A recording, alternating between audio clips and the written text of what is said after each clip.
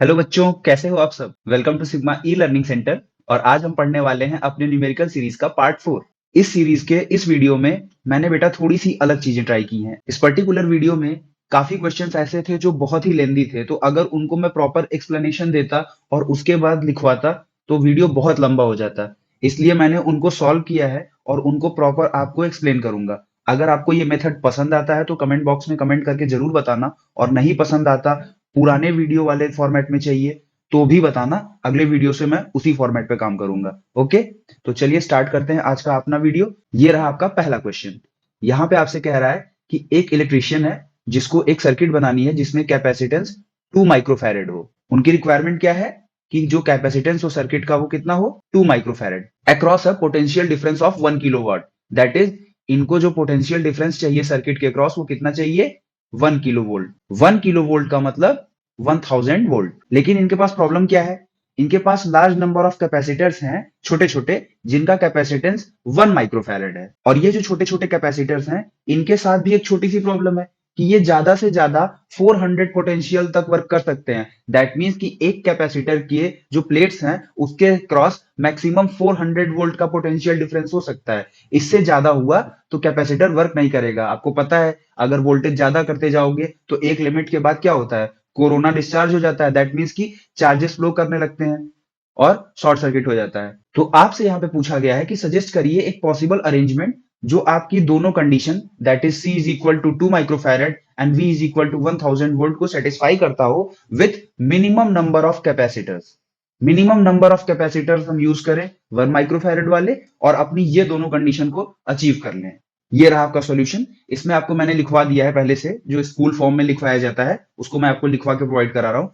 Given that there are so many capacitors of 1 microfarad, सही बात है, आपके पास बहुत सारे हैं और आपको चाहिए क्या, net capacitance of 2 microfarad and a potential difference of 1 kilovolt across the circuit. और वही सारी चीजें जो मैंने आपको एक्सप्लेन करी हैं कि 1 माइक्रोफैरेड का कैपेसिटर है, 400 वोल्ट के ज्यादा का पोटेंशियल पे एक्ट नहीं कर सकता, तो हम क्या करेंगे। हमने एक चीज पढ़ी हुई है कि सीरीज में जब भी हम कैपेसिटर्स लगाते हैं तो वो जो पोटेंशियल होता है बैटरी का या पावर सप्लाई का, वो हर कैपेसिटर के अलोंग डिस्ट्रीब्यूट हो जाता है। और कुछ इस तरीके से डिस्ट्रीब्यूट होता है कि हर कैपेसिटर पे जो चार्ज होता है वो सेम होता है। तो सबसे पहले हम n नंबर ऑफ 1 माइक्रोफैरेड वाले कैपेसिटर्स लेंगे और उनको सीरीज में जोड़ देंगे, सो दैट कि उनकी जो पोटेंशियल बियरिंग कैपेसिटी है, मतलब जिस पोटेंशियल पे वो वर्क कर सकते हैं, वो 1000 वोल्ट के इक्वल हो या उससे ज्यादा हो। यही सारी चीजें इसमें लिखी हुई हैं। तो अगर हमने ऐसे n कैपेसिटर लिए और एक कैपेसिटर मैक्सिमम 400 वोल्ट तक वर्क कर सकता है, तो हमारी रिक्वायर्ड कंडीशन क्या है कि जब ये n कैपेसिटर्स मिले तो इनका जो टोटल पोटेंशियल बेयरिंग कैपेसिटी हो जिसपे ये वर्क कर सकते हैं वो ग्रेटर देन और इक्वल टू हो 1000 वोल्ट के। ओके, फिर आप क्या करोगे, n इज ग्रेटर देन और equal to 1000 upon 400, so n should be greater than और इक्वल टू 2.5। बट 2.5 कोई इंटीजर नहीं है और कैपेसिटर को आप 2.5 नहीं रख सकते ना। either you will put 2 capacitors or you will put 3 capacitors, so we will take n is equal to 3। अब हमने जब 3 कैपेसिटर ले लिए सीरीज में तो उन 3 कैपेसिटर्स की वजह से एक रो बन जाएगी। कैपेसिटर्स को जब आप सीरीज में कंबाइन करोगे तो उनकी एक रो बन गई 3 कैपेसिटर्स की। अब इस रो का नेट कैपेसिटेंस कितना है उसके लिए हम सीरीज का फॉर्मूला लगा देते हैं, 1/CS। मान लो जो नेट कैपेसिटेंस निकल के आ रहा है पहली रो का वो कितना है, CS है, तो 1/CS is equal to 1/C1 plus 1/C2 plus 1/C3। लेकिन C1 C2 C3 सबकी वैल्यू क्या है, 1 माइक्रोफैरेड। हर कैपेसिटर की कैपेसिटी क्या है, 1 माइक्रोफैरेड। तो यहां से क्या आ गया, 1/1, that means 1, 1/1 again 1 and 1/1 again 1। So 1 plus 1 plus 1 3। तो ये क्या आ गया, 1/CS is equal to 3 microfarad. तो CS क्या आ गया, 1/3 माइक्रोफैरेड। यहां से हमें क्या मिल गई, हमें कैपेसिटी मिल गई है किसकी, जो हमने 3 कैपेसिटर्स को कंबाइन किया है सीरीज में, तो उस एक रो में कितना नेट कैपेसिटेंस होगा, 1/3 माइक्रोफैरेड। लेकिन ये कंडीशन तो हमारी सेटिस्फाई कर गया वोल्टेज वाली। अब हम इस रो को अगर पावर सप्लाई से कनेक्ट करते हैं तो ये आराम से 1000 वोल्ट के पोटेंशियल पे वर्क कर जाएगा। पर एक चीज रह गई कि हमें नेट कैपेसिटेंस भी चाहिए था सर्किट का, कितना, 2 माइक्रोफैरेड, और इसका तो 1/3 माइक्रोफैरेड है। तो अब हम ऐसे कितनी रोज ले लें, मींस 1 रो, 2 रो, 3 रो, 4 रो। अब कितनी रोज है ऐसी जिसको हम कंबाइन कर दें पैरेलल फॉर्म में तो हमारा नेट कैपेसिटेंस 2 माइक्रोफैरेड निकल के आए। क्योंकि पैरेलल में क्या आपको पता है, क्योंकि पैरेलल में आपको पता है कि वहां पे वोल्टेज जो होता है वो दोनों प्लेट्स के अक्रॉस सेम रहता है। तो सपोज करो अगर हम ऐसे एम रो ले लें तो उनका कैपेसिटेंस टोटल क्या हो जा रहा है, 2 माइक्रोफैरेड। तो बस आप एम की वैल्यू निकाल लो यहां से। अगर हमने ऐसे एम रो लिए और एक रो का नेट कैपेसिटेंस कितना है, 1/3 माइक्रोफैरेड, और ये टोटल मिलके कितना बनाना है इनको, 2 माइक्रोफैरेड। तो एम की वैल्यू क्या आ गई, 6। दैट मीन्स कि तीन तीन कैपेसिटर्स की हमें 6 रो लगानी पड़ेगी। तब हमारा जो दोनों कंडीशन दिया हुआ है कि कैपेसिटेंस होना चाहिए 2 माइक्रोफैरेड और वोल्टेज डिफरेंस होना चाहिए 1000 वोल्ट, वो दोनों सेटिस्फाई कर जाएगा। और इस तरीके से आपसे पूछा गया मिनिमम नंबर ऑफ कैपेसिटर्स कितने होंगे, तो हमने रो कितनी यूज करी है, 6। एक रो में कितने हैं, 3। तो टोटल कितने कैपेसिटर यूज हुए, 6 × 3 दैट इज 18। तो इस तरीके से आपका पहला क्वेश्चन सॉल्व हुआ। बढ़ते हैं अपने अगले क्वेश्चन पे। अगले क्वेश्चन में आपसे कह रहा है कि what is the area of the plates of a 2 farad parallel plate capacitor. Okay, अभी तक हमने जितना भी पढ़ा था सब माइक्रो पीको में पढ़ा था। यहाँ पे ये कैपेसिटेंस बहुत ज्यादा है, 2 फैरेड। क्यों ज्यादा है अभी आपको समझ में आ जाएगा। कह रहा है कि given that the separation between the plates is 0.5 centimetre. Okay, तो इस क्वेश्चन में बेटा हमको कैपेसिटेंस दे दिया गया है कि सर आपको कैपेसिटेंस कैपेसिटर का दिया गया है 2 फैरेड, और इनके बीच की जो डिस्टेंस है वो दे दी गई है d is equal to 0.5 centimetre. इसको आप मीटर में कन्वर्ट करोगे तो आपको मिलेगा 5 × 10⁻³ मीटर। और आपसे पूछा जा रहा है कि प्लेट्स का एरिया क्या है, what is the area of the plates. और यहाँ पे डाई इलेक्ट्रिक कांस्टेंट की बात नहीं की गई है, तो डाई इलेक्ट्रिक कांस्टेंट को हम 1 मानेंगे। दैट इज कि इनके बीच का डाई इलेक्ट्रिक या तो एयर है या तो वैक्यूम है, दोनों प्लेट्स के बीच का। अब हमें एरिया निकालना है, तो एरिया के लिए आपको फॉर्मूला पता है, C is equal to epsilon naught A upon D। आपको एप्सिलॉन नॉट की वैल्यू पता है, 8.85 × 10⁻12 न्यूटन मीटर स्क्वायर पर कूलम स्क्वायर। अब सारी वैल्यूज आपको उठा के पुट करनी है इस इक्वेशन में। इस इक्वेशन को अगर आप फर्दर सिंप्लीफाई करोगे तो क्या बन जाएगा, C × D upon epsilon naught is equal to A, यही बनेगा। और इसी इक्वेशन में आपको सारी वैल्यू पुट करनी है। वही जो मैंने अभी आपको बताया वही रिटन फॉर्म में मैंने यहाँ पे आपको लिख के बता दिया है। ओके, तो ये रहा आपका फॉर्मूला, इसमें आप वैल्यू पुट करो। कैपेसिटेंस की वैल्यू कितनी है, 2 फैरेड। डी की वैल्यू कितनी है, 5 × 10⁻³ और एप्सिलॉन नॉट की वैल्यू कितनी है, 8.85 × 10⁻12। 5 × 2 कितना बन गया, 10, और ये 10⁻³ है और ये 10⁻12 है। तो जब ये ऊपर जाएगा बेटा तो क्या बनेगा, 10⁻12। तो 10⁻³ इंटू 10⁻12, यहां से क्या आ गया, 10⁻9।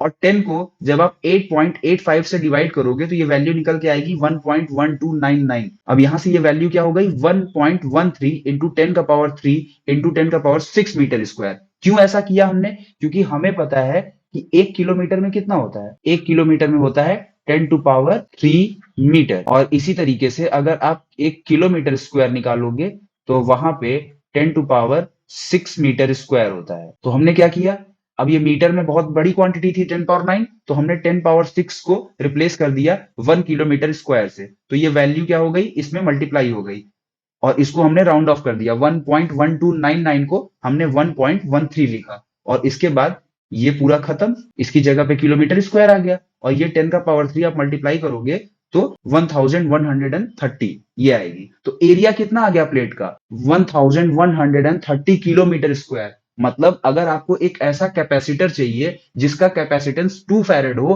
तो उसके लिए आपको 2 प्लेट्स लगानी पड़ेंगी जिनका एरिया एक एक का 1130 किलोमीटर स्क्वायर हो। समझ रहे हो कितनी बड़ी प्लेट होगी। इसीलिए हमारा जो कैपेसिटेंस होता है वो हमेशा माइक्रो या पीको फैरेड में होता है। और जब भी हमें कैपेसिटेंस बढ़ाना होता है तो हम कभी भी प्लेट्स का एरिया बढ़ाने पे ज्यादा वर्क नहीं करते, हमारा फोकस होता है डाई इलेक्ट्रिक मटेरियल पे।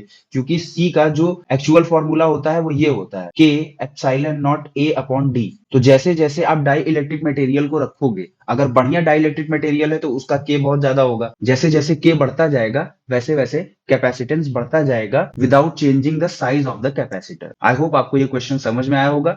चलिए चलते हैं अपने अगले क्वेश्चन पे। ये रहा मेरा सबसे प्यारा क्वेश्चन आज का। कह रहा है obtain the equivalent capacitance of the network in figure. आपको ये एक पूरा फिगर दे दिया गया है और आपसे कहा है कि आप बता दो हर कैपेसिटर के अलोंग कितना चार्ज होगा और कितना वोल्टेज होगा, और सर्किट की जो टोटल पावर सप्लाई है या वोल्टेज सप्लाई है वो 300 वोल्ट है, तो आपको V पहले से दिया हुआ है 300 वोल्ट। अब हमें बताना है कि ये किस तरीके से डिस्ट्रीब्यूट होगा। आइए इसको सॉल्व करते हैं एकदम बढ़िया और एकदम आसान तरीके से। ये रहा आपका सर्किट जिसे अभी आपने लास्ट फिगर में देखा हुआ था। तो इसमें मैंने यहाँ न्यूमेरिकल वैल्यू ना रख के यहाँ पे लिख दिया है ताकि आपको समझने में आसानी हो। सारी चीजें सेम है। C1 की वैल्यू 100 पिको फैरेड है, C2 C3 इक्विवेलेंट है और इनका जो वैल्यू है वो 200 पिको फैरेड है और C4 की वैल्यू 100 पिको फैरेड है और वोल्टेज 300 वोल्ट है। अब ध्यान से देखो मेरी बात, यहां से पॉजिटिव टर्मिनल से अगर Q चार्ज निकला मान लो, तो यहाँ कितना जाएगा? एक वायर से अगर चार्ज जा रहा है तो हर वायर में इक्वल जाएगा। यहां से Q चार्ज गया और यहाँ Q/2 गया, यहाँ Q/2 गया, तो ये टर्मिनल क्या बन गया? पॉजिटिव। ये टर्मिनल क्या बन गया? निगेटिव। ऑब्वियसली कनेक्टेड है तो ये टर्मिनल पॉजिटिव, ये टर्मिनल निगेटिव। ध्यान से समझो बात को। ये टर्मिनल क्या बनेगा? पॉजिटिव। ये टर्मिनल क्या बनेगा? निगेटिव। इस पे चार्ज कितना आएगा? Q/2। इस पे चार्ज कितना आएगा? Q/2। इस पे चार्ज कितना आएगा? Q/2। अगर आपको ये नहीं समझ में आ रहा है तो आप पहले जाके कॉम्बिनेशन ऑफ कैपेसिटेंस का मेरा वीडियो देखो, वहां मैंने डिटेल में बताया है कि किस तरीके से चार्ज जो होता है वो मूव करता है।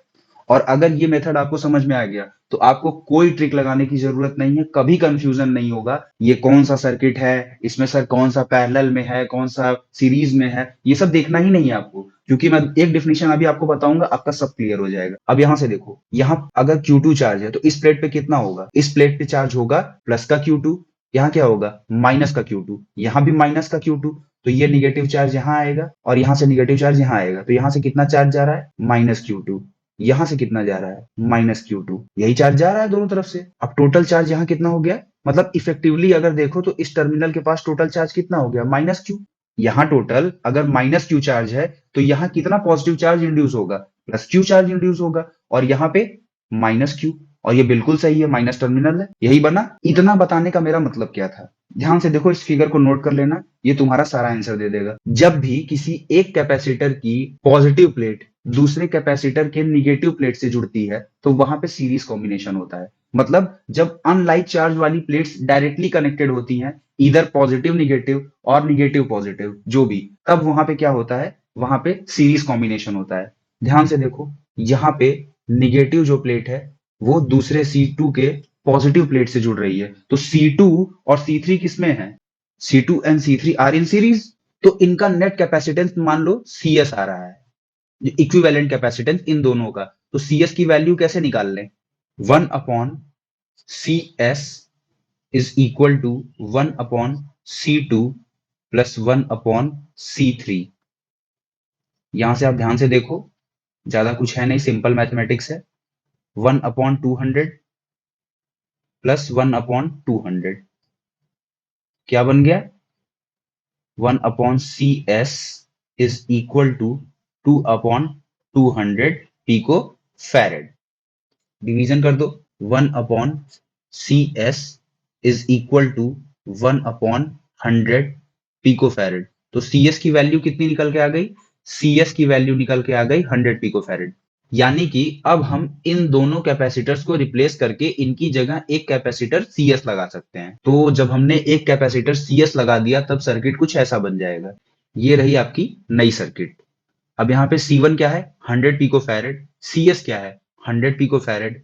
और C4 क्या है? 100 पिको फैरेड। वोल्टेज अभी भी वही है। तो यहाँ पे क्या हो गया? पॉजिटिव। यहाँ पे क्या हो गया? निगेटिव। यहाँ से चार्ज कितना निकला? Q। यहाँ कितना जाएगा? Q/2, क्योंकि वायर अलग हो रही है। यहाँ से Q/2। यहाँ पे फिर से पॉजिटिव, यहाँ पे फिर से पॉजिटिव, यहाँ पे निगेटिव, यहाँ पे निगेटिव। इस पे टोटल चार्ज कितना होगा कैपेसिटर पे? Q/2। इस कैपेसिटर पे टोटल चार्ज कितना होगा? Q/2। यानी कि इस पॉइंट पे जो इफेक्टिव चार्ज होगा वो कितना होगा? -Q, क्योंकि यहाँ पे -Q/2, यहाँ पे -Q/2, तो दोनों जब आके यहाँ पे मिलेंगे, इधर से आएगा और इधर से आएगा, तो इस पॉइंट पे इफेक्टिव चार्ज -Q/2। और ये -Q चार्ज यहाँ पे कितना चार्ज इंड्यूस करेगा? +Q। और यहाँ पे -Q चार्ज।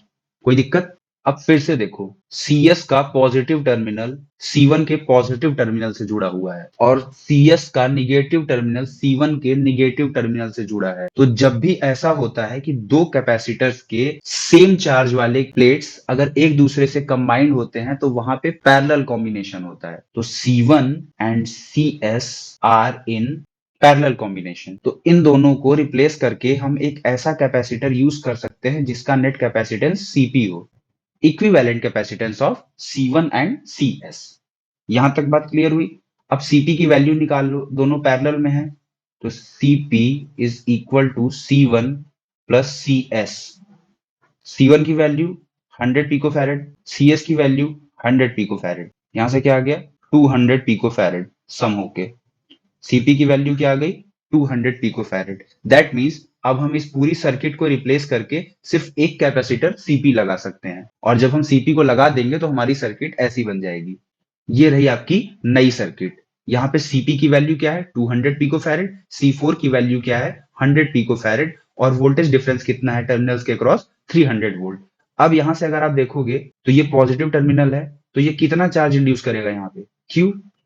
यहाँ पे कितना चार्ज इंड्यूस होगा -Q।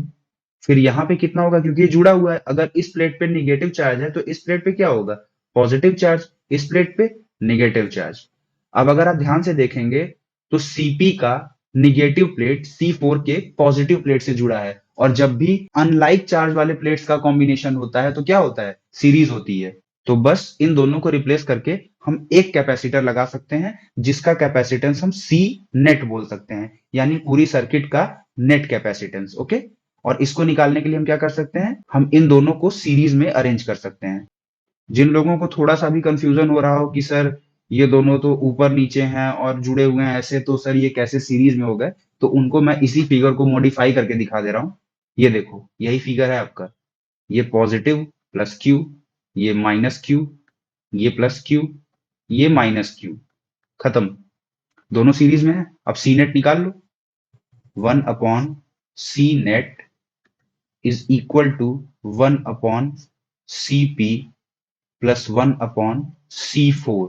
यहां से वैल्यू पुट करो, 1 upon C net is equal to 1 upon 200 picofarad plus 1 upon 100 picofarad. तो यहां से आपको 1 अपॉन सी नेट की वैल्यू क्या निकल के आ जाएगी एलसीएम लेने पे 200, 1 plus 2, that means C net is equal to 200 upon 3 pico farad. इसका क्या मतलब है, इसका मतलब है कि हम इन दोनों कैपेसिटर्स को हटा के सिर्फ एक कैपेसिटर रख सकते हैं जिसका कैपेसिटेंस सी नेट हो। और अगर हमने ऐसा किया तो जो सर्किट बनेगी वो कैसी बनेगी, कुछ ऐसी सर्किट बनेगी। अब यहाँ पे आपको पहले ही पता है सी नेट की वैल्यू क्या है 200 अपॉन 3 पिको फैरेड है, और V क्या है, V आपको मैं बता दे रहा हूं यहाँ से 300 वोल्ट है, ये भी आपको दिया हुआ था। और मैं बार बार बोल रहा हूं कि Q चार्ज इंड्यूस होगा, यहाँ -Q चार्ज इंड्यूस होगा, तो चार्ज ऑन कैपेसिटर क्या होगा Q।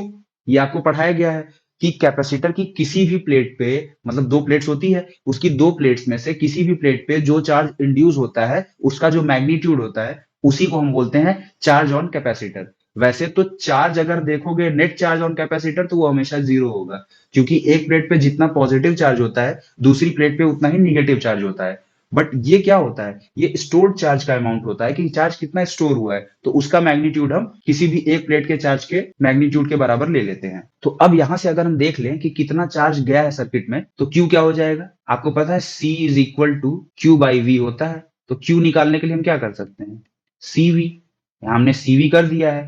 अब C की वैल्यू क्या है 200 अपॉन 3 पिको फैरेड है, तो 10 टू पावर -12 इंटू 300 वोल्ट, तो 3 से 3 कैंसिल, यहाँ आ गया 100। दैट मीन्स 200 को हम क्या लिख सकते हैं 2 इंटू 10 का पावर 2, और यहां से क्या मिल गया 100 इज इक्वल टू 10 का पावर 2 और इधर 10 का पावर -12। तो जब आप इसका मल्टीप्लीकेशन करोगे ये बनेगा 10 का पावर 4, ये बनेगा 10 का पावर -12। तो यहां से क्या निकल के आएगा 2 इंटू 10 टू पावर -8 कूलम, यानी कि चार्ज कितना जा रहा है सर्किट में 2 इंटू 10 टू पावर -8 कूलम। अब हम अपना प्रोसेस रिवर्स करते हैं, 300 वोल्ट का पोटेंशियल था और चार्ज कितना जा रहा है Q, तो Cp पे अगर Q चार्ज है C4 पे भी Q चार्ज ही होगा, यानी इस पे जो टोटल चार्ज होगा वो कितना होगा Q, इस पे जो चार्ज होगा वो कितना होगा Q, यानी कि C4 पे चार्ज कितना आ गया, अगर इसको हम Q4 बोले that is charge on C4, तो कितना आ गया 2 इंटू 10 टू पावर -8। यहां से वैल्यू निकल के आई Q4 के लिए। C4 आपको पता है C4 कितना है 100 पिको फैरेड, तो हम V4 भी निकाल लें इस कैपेसिटर के अलोंग। कितना पोटेंशियल डिफरेंस होगा वो हम निकाल लेते हैं। और एक बार V4 निकल गया तो जो रिमेनिंग होगा वो किसके अलोंग होगा, CP के अलोंग होगा। ओके, उसको हम VP बोलेंगे। तो V4 की वैल्यू निकालने के लिए हम क्या कर सकते हैं, Q4 upon C4। C is equal to QV होता है, तो V is equal to Q by C। अब यहां से V4 की वैल्यू निकाल लीजिए। Q4 हो गया 2 इंटू 10⁻⁸ कूलम, सॉरी मैं यहाँ पे कूलम लगाना भूल गया। और इसके बाद C4 क्या हो जाएगा, 100 पिको फैरेड, दैट मीन्स 10 का पावर 2 इंटू 10⁻⁻12। 100 को आप 10 का स्क्वायर लिख सकते हो, और पिको फैरेड तो मतलब आपको है ही पता, 10⁻⁻12। तो यहां से वैल्यू क्या निकल के आएगी, यहां से वैल्यू निकल के आएगी 2 इंटू 10⁻⁻8 इंटू 10⁻+10 वोल्ट। तो ये क्या बन गया, 2 इंटू 10⁻2 वोल्ट। तो V4 क्या आ गया, V4 आ गया 200 वोल्ट। अब यहाँ पे 200 वोल्ट है, तो ये कितना होगा रिमेनिंग, क्योंकि टोटल वोल्टेज तो 300 ही रहेगा।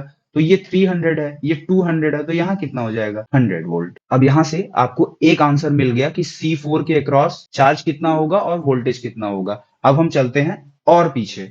जब मैंने आपको एक क्वेश्चन सॉल्व करवाया था तो मैंने बोला था कि यहां से तो Q चार्ज आएगा, लेकिन यहां कितना जाएगा, Q/2। और यहां कितना जाएगा, Q/2। यानी कि C1 पे जो चार्ज होगा वो कितना होगा, Q/2, और CS पे जो चार्ज होगा वो कितना होगा, Q/2। तो Q की वैल्यू क्या है, 2 इंटू 10⁻⁻8 कूलम। ओके, तो Q/2 क्या हो जाएगा, 1 इंटू 10⁻⁻8 कूलम। यहां से एक चीज और निकल के आ गई। तो C1 के क्रॉस जो चार्ज होगा उसको अगर हम Q1 का नाम दें, तो Q1 की वैल्यू क्या निकल के आ गई, 1 इंटू 10⁻⁻8। और आपको पता है कि C1 और CS ये दोनों पैरेलल में जुड़े हुए हैं, तो जो पोटेंशियल डिफरेंस इस कैपेसिटर की प्लेट के अलोंग होगा वही इसके भी अलोंग होगा। और टोटल कितना आया था अभी, 100। तो 100 वोल्ट इसके भी अलोंग होगा और 100 वोल्ट इसके भी अलोंग होगा। तो C1 के अक्रॉस वोल्टेज क्या निकल के आ गया, V1 is equal to 100 volt. ये आ गया आपका C1 के लिए वैल्यू। अब हम निकालेंगे CS के लिए। CS के लिए पोटेंशियल कितना हो जाएगा, सेम वही VS, मतलब 100 वोल्ट।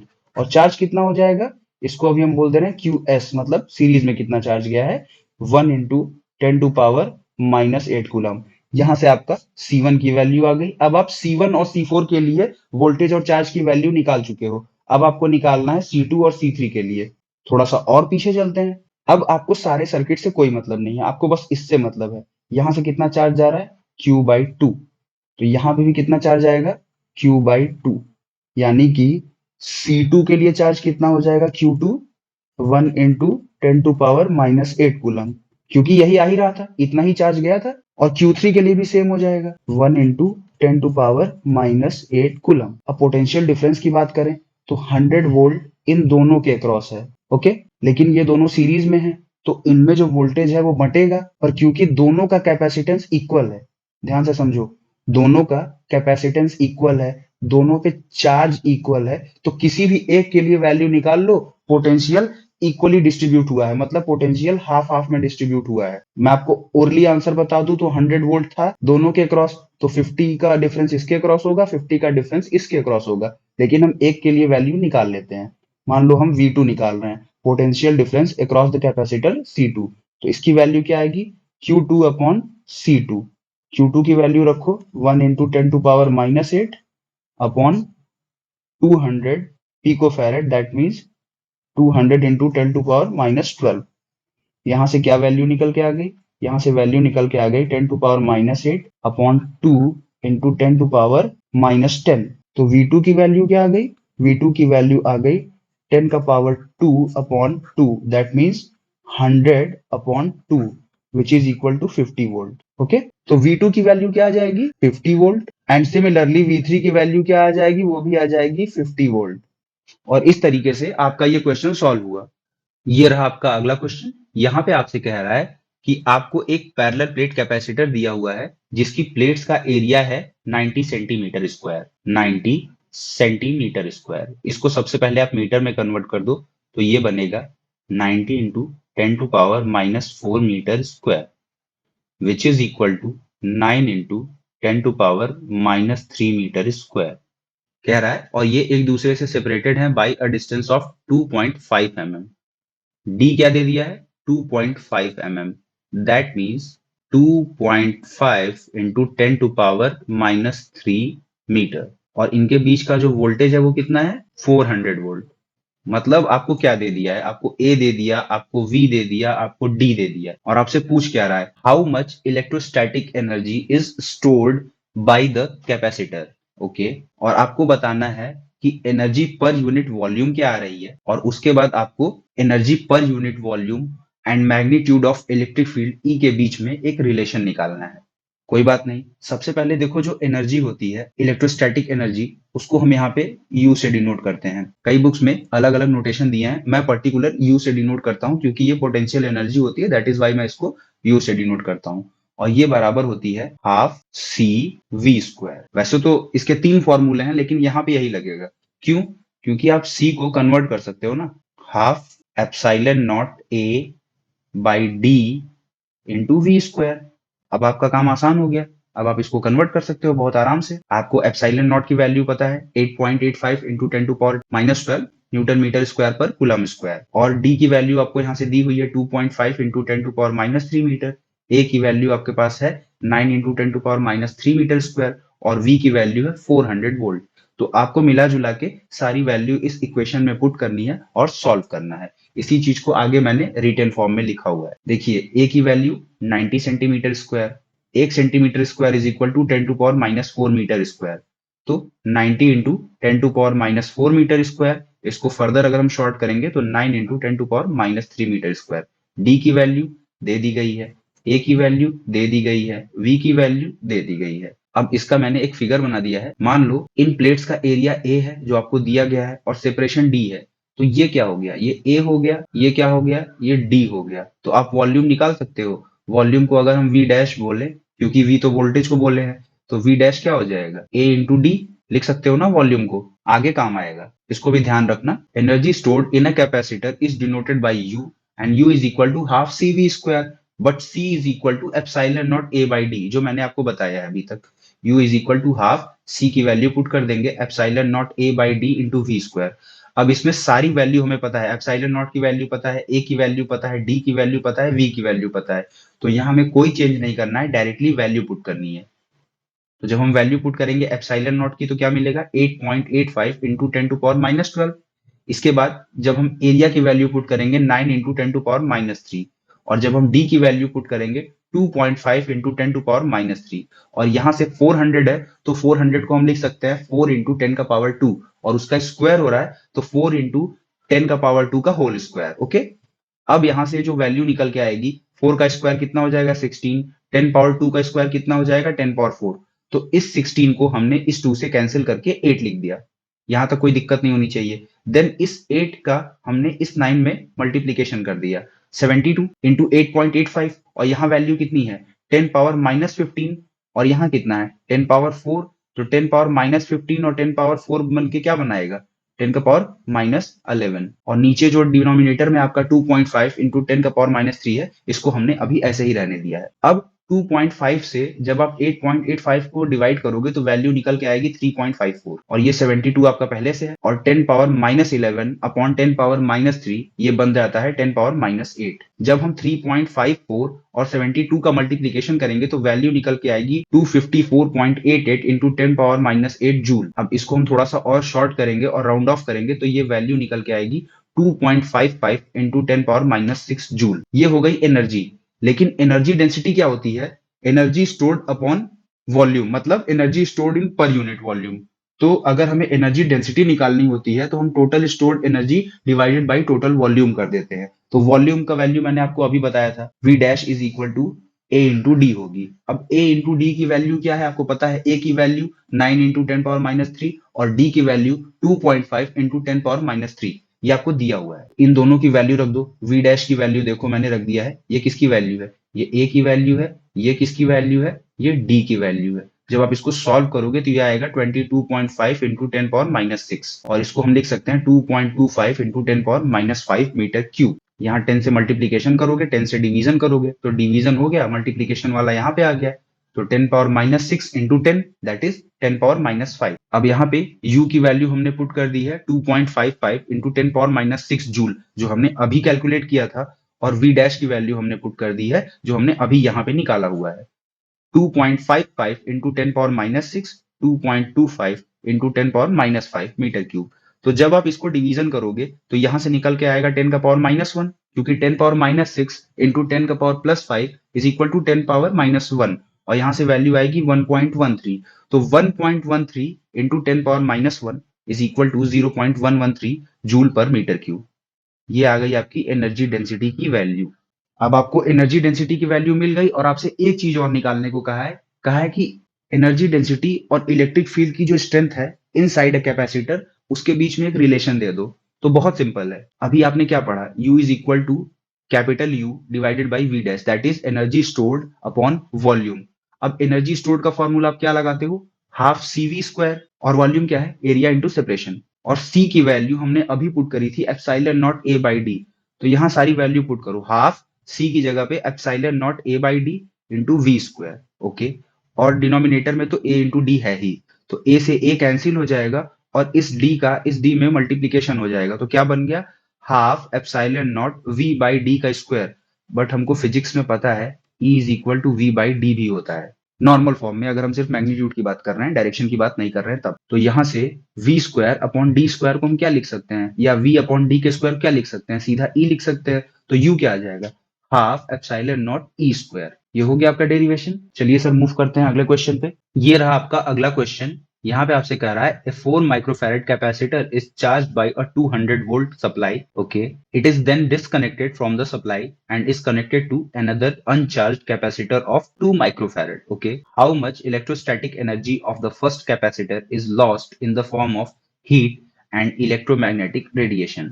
यहाँ पे आपसे बोला जा रहा है कि आपके पास एक कैपेसिटर है जिसका कैपेसिटेंस 4 माइक्रोफैरेड है, और इसको 200 वोल्टेज की सप्लाई देके चार्ज किया गया है। तो जब चार्ज किया गया होगा तो इसके ऊपर कुछ चार्ज आ गया होगा, और उसके बाद ये सप्लाई डिस्कनेक्ट कर दी गई, लेकिन कैपेसिटर तो चार्ज हो चुका है, तो इसके पास जो चार्ज स्टोर होगा वो तो रहेगा, और इसको पावर सप्लाई कट करने के बाद एक दूसरे कैपेसिटर से कनेक्ट करवाया गया जो कि अनचार्ज है, और इसका कैपेसिटेंस 2 माइक्रोफैरेड है। तो यहां से वहां तक कुछ चार्ज का ट्रांसफर हुआ होगा, और चार्ज के ट्रांसफर की वजह से इलेक्ट्रोस्टैटिक एनर्जी का लॉस भी हुआ होगा। तो वही इलेक्ट्रोस्टैटिक एनर्जी का लॉस हमें कैलकुलेट करना है। सपोज करो इनिशियल कंडीशन में इसकी इलेक्ट्रोस्टैटिक एनर्जी E1 थी, और कनेक्ट करने के बाद इन दोनों की जो कंबाइंड इलेक्ट्रोस्टैटिक एनर्जी थी वो E2 थी। तो हमें बताना है लॉस कितना हुआ है, तो हम डेल्टा E निकाल लेंगे, E1 माइनस E2। अब बोल रहा है कि एनर्जी लॉस हुई है, दैट मीन्स कि पहले एनर्जी ज्यादा रही होगी तभी तो लॉस हुआ, that means E1 is greater then E2, इसीलिए हमने E1 में से E2 को सब्सट्रैक्ट किया है। आइए देखते हैं इसको फिगर के माध्यम से। ये रहा आपका इनिशियल कंडीशन। आपने जब इसको 200 वोल्ट से चार्ज किया है तो इस पे प्लस क्यू चार्ज आ गया। अब चार्ज की वैल्यू अभी हमें कैलकुलेट करने की जरूरत है नहीं, वो लास्ट में हो जाएगा। इनिशियल वोल्टेज को मैंने V1 का नाम दिया है, ये 200 वोल्ट है, और C1 क्या हो गया है, C1 हो गया है 4 माइक्रोफैरेड, ये तो आपको गिवन है। और Q क्या होता है, CV होता है। तो चार्ज ऑन दिस कैपेसिटर उसको मैंने C1 V1 लिख दिया है। और दूसरा कैपेसिटर क्या है, अनचार्ज है, तो इस पे चार्ज कितना हो गया, 0। इस पे वोल्टेज कितना हो गया, 0, और इसका कैपेसिटेंस सिर्फ दिया हुआ था 2 माइक्रोफैरेड। लेकिन जब हमने इनको कनेक्ट करवाया तो कुछ चार्ज ट्रांसफर हुआ होगा। तो मान लो यहाँ अब चार्ज बचा है Q डैश, और यहाँ पे चार्ज आ गया Q डबल डैश, कुछ भी होगा उससे हमसे मतलब नहीं है। अब दोनों पे चार्ज है, तो इस वजह से कुछ ना कुछ वोल्टेज होगा। और आपको पता है चार्ज का ट्रांसफर कब तक होता है, चार्ज का ट्रांसफर तब तक होता है जब तक दो बॉडीज के बीच का पोटेंशियल डिफरेंस जीरो ना हो जाए। इसीलिए ये V2 है और ये भी V2 है, so that delta V becomes V2 minus V2 is equal to 0। अब यहाँ पे चार्ज है Q डैश, यहाँ पे चार्ज है Q डबल डैश, लेकिन आपको पता है कि चार्ज जो सिस्टम में होगा वो कंजर्व रहेगा। पहली बॉडी पे Q चार्ज था, वही तो ट्रांसफर हुआ है दूसरी बॉडी में, और एक कैपेसिटर पे चार्ज बना है Q डैश और दूसरे पे बना है Q डबल डैश। अब यहां से हम इसकी वैल्यू निकाल लेते हैं। Q की वैल्यू तो हम निकाले हुए थे C1 V1 इनिशियल कंडीशन में, और Q डैश की वैल्यू क्या हो जाएगी, C1 V2, क्योंकि इनका कैपेसिटेंस क्या है, C1 है, और इनका कैपेसिटेंस C2 है, तो Q डबल डैश की वैल्यू क्या हो जाएगी, C2 V2। अब हम दोनों इक्वेशन को इक्वेट कर दें, वही चीज लिखी हुई है, Q dash is equal to C1V2, Q double dash is equal to C2V2, conservation of charge से Q dash plus Q double dash is equal to Q. तो C1V2 plus C2V2 is equal to C1V1। तो V2 क्या हो गया common, C1 plus C2 is equal to C1V1।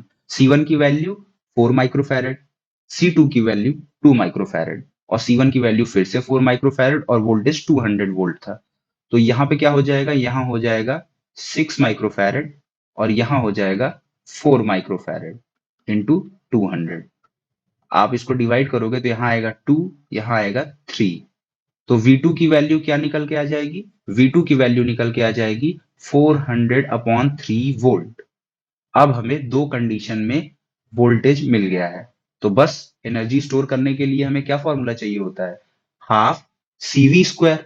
तो half C1 V1 का square पहले case में हो जाएगा। E1 energy stored in initial condition E1 is equal to half C1 V1 square. Half C1 की value 4 microfarad, that is 4 into 10 to power minus 6, और V1 का square 200 का square. तो यहां से क्या निकल के आएगी एनर्जी की value, 8 into 10 power minus 6 into 10 power plus 4। कैसे, 2 से आपने 4 को डिवाइड किया, यहाँ कितना आया 2, यहाँ भी 2 है तो 2 का स्क्वायर 4 ही आएगा, और 4 इंटू 2 8 होगा। ये 10 पावर माइनस 6, और 200 को आप लिख सकते हो 2 इंटू 10 पावर माइनस 2। तो स्क्वायर करोगे तो 4 इंटू 10 पावर माइनस 4, सॉरी 10 का पावर प्लस 4, ये प्लस में है।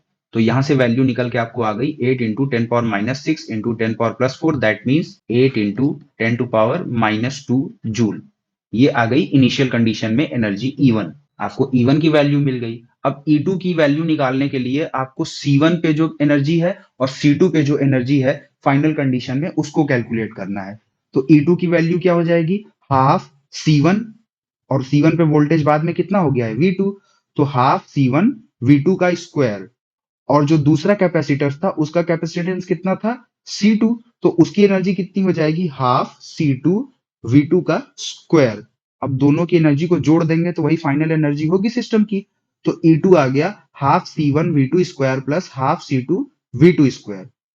अब V2 का स्क्वायर हमने कॉमन कर लिया, तो यहां से क्या मिल गया, C1 plus C2 into half. तो half 4 microfarad into 2 microfarad into 400 upon 3 का स्क्वायर। इसको थोड़ा सिंप्लीफाई करके सॉल्व करते हैं तो यहाँ वैल्यू निकल के आएगी half into 6 microfarad, 6 into 10 power minus 6, 400 upon 3 into 400 upon 3। 400 के स्क्वायर को हमने ओपन करके लिख दिया है।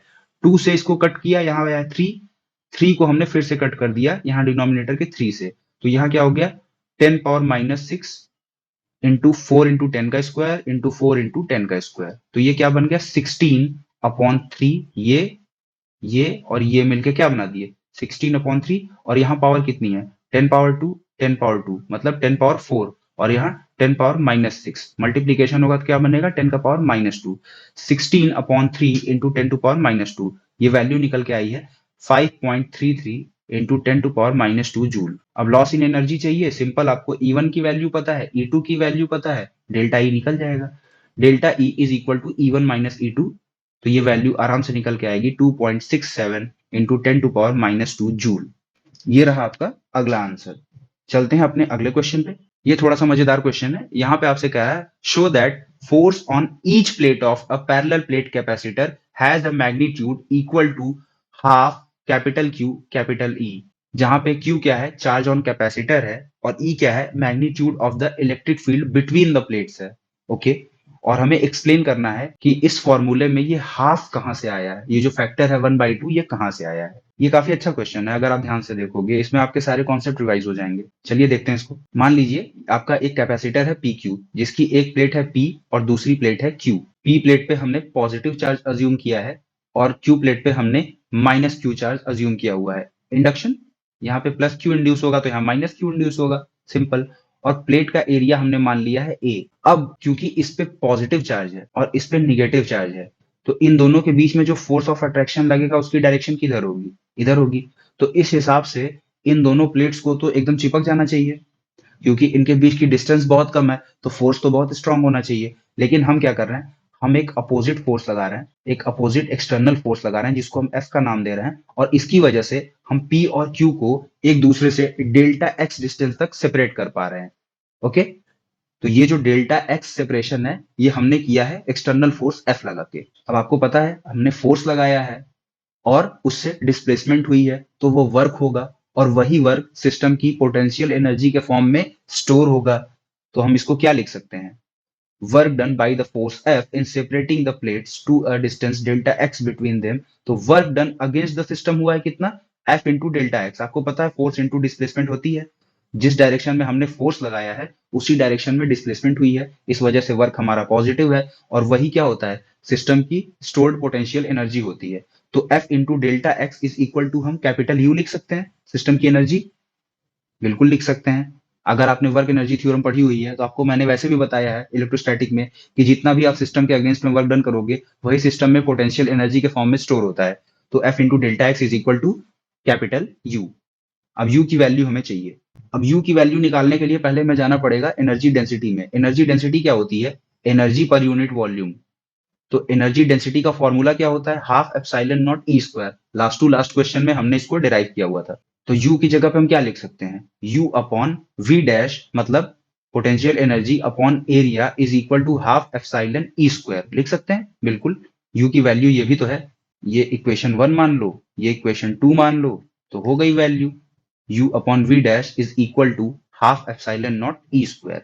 तो u की वैल्यू क्या आ गई, half epsilon not E square V dash.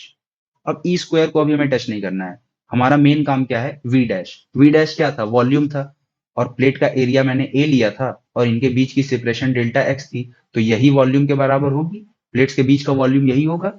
तो वी डैश को हम रिप्लेस कर दे रहे हैं ए इंटू डेल्टा एक्स से।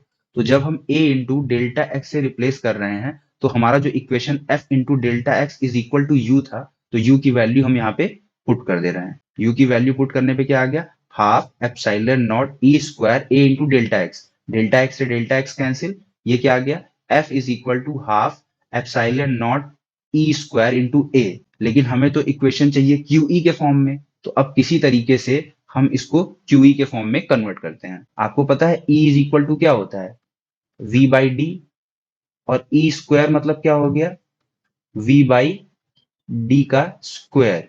तो हम इसको लिख सकते हैं ई इंटू ई, बिल्कुल, और ये क्या हो जाएगा, वी बाई डी इंटू ई। मतलब एक की वैल्यू पुट करो और एक को ऐसे ही रहने दो। और सी क्या होता है, epsilon naught A by D. यहां देखो ई को हमने क्या लिखा, वी बाई डी का स्क्वायर, तो एक वी बाई डी को इधर कर दिया और एक वी बाई डी को इधर कर दिया और बीच में क्या आ गया, epsilon naught A by D. Okay, अब यहाँ पे एप्सिलॉन नॉट ए है, यहाँ वी बाई डी है, यहाँ वी बाई डी है। वी बाई डी को हमने फिर से ई में कन्वर्ट कर दिया, इसके डी को हम इधर रिप्लेस करके लेके चले आए और ये क्या बन गया, epsilon naught A by D, और यहाँ क्या है, V. Epsilon naught A by D क्या होता है, कैपेसिटेंस सी होता है, और ये वी पहले से है, और सीवी किसके बराबर होता है, क्यू के बराबर होता है। तो F is equal to half Q E आया, यही प्रूफ करना था। इसमें पूरा कैच बस इतना था कि आपको ई स्क्वायर को कैसे तोड़ना है, और ई स्क्वायर को आपको इस तरीके से तोड़ना है।